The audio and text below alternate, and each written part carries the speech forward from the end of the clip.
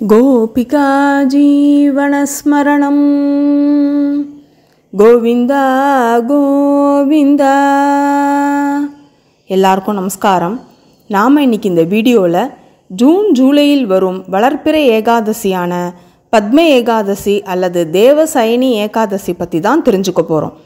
ஒரு முறை தர்மர் ஆஷாட மாத வளர்பிறை ஏகாதசியின் பெயர், அதன் ஆராதனை தெய்வம் மற்றும் அனுஷ்டிக்கும் முறை பற்றி ஸ்ரீ கிருஷ்ண பகவானிடம் கேட்க, அவரும் பிரம்மதேவர் இது பற்றி தேவ ரிஷி நாரதரிடம் கூறியதை சொல்ல தொடங்கினார். ரிஷிகளில் முதன்மையானவனே, விஷ்ணுவிற்கு பிரியமானவனே, உன்னிடம் பத்ம ஏகாதசி பற்றி கூறுகிறேன். அது இந்த மனித குலத்திற்கு பயனுள்ளதாக இருக்கும் என்று பிரம்மதேவர் கூற தொடங்குகிறார். மகாவிஷ்ணுவை பிரீத்தி செய்ய ஒவ்வொருவரும் இந்த ஏகாதசியை அனுஷ்டிக்க வேண்டும். எவர் ஒருவர் விரதமிருக்க தவறுகிறாரோ அவர் நரகத்திற்கு போக தகுதியுள்ளவர் ஆகிறார்.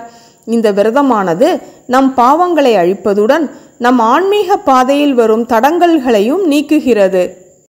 ஒரு முறை சூரிய வம்சத்தை சேர்ந்த ராஜ ரிஷியான மாந்தாதா சக்கரவர்த்தியாக திகழ்ந்த பொழுது மிகவும் நேர்மையாக வேள்விகளை நடத்தி பிராமணர்களுக்கு உரிய மரியாதை தந்ததுடன் பிரஜைகளை தன் மக்கள் போல் பாவித்து வந்தார். அதனால் அவருடைய நாட்டில் காலத்தில் மழை பொழிந்து மக்கள் அனைவரும் சுபிக்ஷமாக வாழ்ந்து வந்தனர்.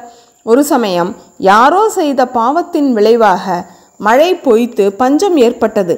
மக்கள் வருந்துவதை காண சகிக்காத மாந்தாதா குதிரையில் ஏறி காடு மேடுகளை சுற்றி யாராவது முனிவர்கள் இருந்தால் இது பற்றி கேட்கலாம் என்று வலம் வந்தார். அப்போது அவருக்கு தபஸில் சிறந்த ஆங்கிரச முனிவரின் ஆசிரமம் தென்பட்டது. அவருடைய தப்போ வலிமையால் அந்த இடமே ஒளி வெள்ளத்தில் திகழ்ந்தது.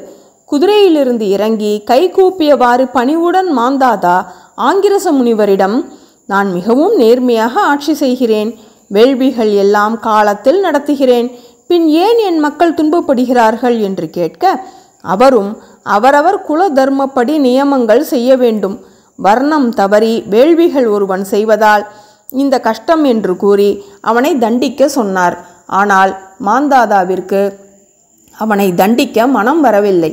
வேறு ஏதாவது உபாயம் சொல்லுங்கள் என்று கேட்க, அவரும் பத்ம ஏகாதசியை அனுஷ்டிக்க கூறினார்.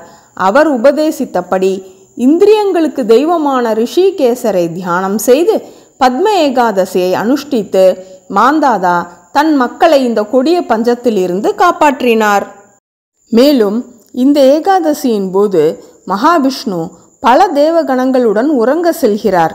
சூரிய பகவானும் தெற்கு திசை நோக்கி திரும்புவதால் இந்த தக்ஷணாயன புண்ணிய காலமானது எதிகளுக்கு சாதுர்மாசிய விரதம் அனுஷ்டிக்க உரிய காலங்கள் ஆகும்.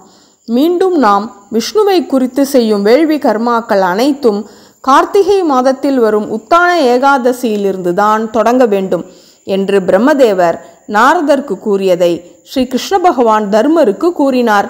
மேலும் இந்த விரத மகிமையை கேட்டாலே அனைத்து பாவங்களிலிருந்தும் விடுபடுவர் என்றும் கூறினார். கோபிகா ஜீவனஸ்மரணம் கோவிந்தா கோவிந்தா.